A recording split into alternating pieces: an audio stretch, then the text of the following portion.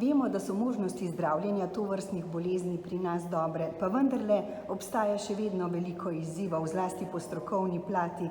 Po eni strani gre za prepozno odkrivanje bolezni in prepozen začetek celostnega zdravljenja, po drugi plati pa tudi možnosti za res celovito zdravljenje še vedno niso povsem dostopne. Kakšno je vaše mnenje? Lahko nekaj več poveste o tem? Ja, v bistvu zgodnje odkrivanje Parkinsonove bolezni je vezano pravzaprav za tudi zgodnje zdravljenje. Se pravi, je veliko denarja in veliko raziskav je bilo narejenih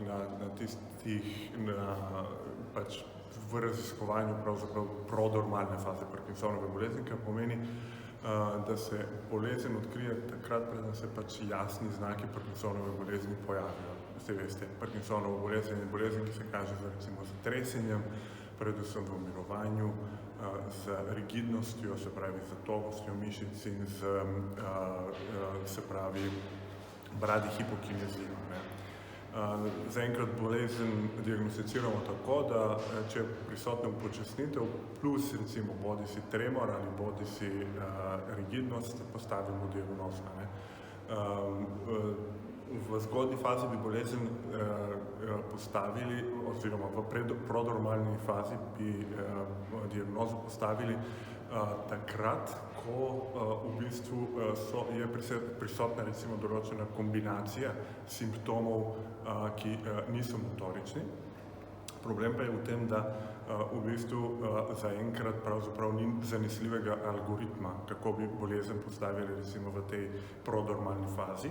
Čeprav so recimo leta 2015 bili objavljeni prvi kriteriji za postavitev, raziskovalni kriteriji, sicer ne klinični kriteriji, raziskovalni kriteriji za postavitev diagnoze Parkinsonove bolezni v tej zelo zgodnji fazi.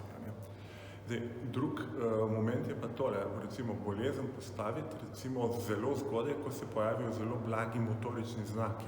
Tle pa smo recimo tisti, ki se ukvarjamo subspecialno z Parkinsonovo boleznijo z motnjami gibanja, precej dobro. Se pravi, lahko zelo zgodaj lahko postavimo diagnozo še takrat, ko pravzaprav niso vsi znaki tako močno izraženi za to, da bolezen postavimo. In tretji moment, ki bi ga tle omenil, je zaenkrat žal nimamo zdravila, ki bi lahko upočasnil ali pa stopiral napredovanje bolezni. Se pravi, upočasnil ali pa ustavil napredovanje bolezni. Se pravi, smiselno bi bilo odkriti bolezen v zelo zgodnji fazi, še preden se pojavijo motorični simptomi, takrat, ko bomo imeli tole zdravilo, ki bi potencialno recimo ustavilo napredovanje bolezni. In pravzaprav to sta po svoje dve liniji raziskovanja. Po eni strani so raziskave v smeri čim bolj zgodnega odkrivanja Parkinsonove bolezni, po drugi strani so raziskave, ki skušajo ugotoviti, ali so zdravila, ki lahko tale proces nevrodegeneracije, ki je značilen za Parkinsonovo bolezen, ustavijo. Kar se tiče celotne obravnave Parkinsonove bolezni oziroma celostne obravnave Parkinsonove bolezni, zdi se mi na kliničnem oddelku za bolezni živčevja se pravzaprav trudimo, da bolnikom ponudimo vse, kar lahko. To ne pomeni samo diagnosticiranje, to ne pomeni samo recimo terapija z zdravili ali pa terapija z duodopo ali pa za globoko možgansko stimulacijo.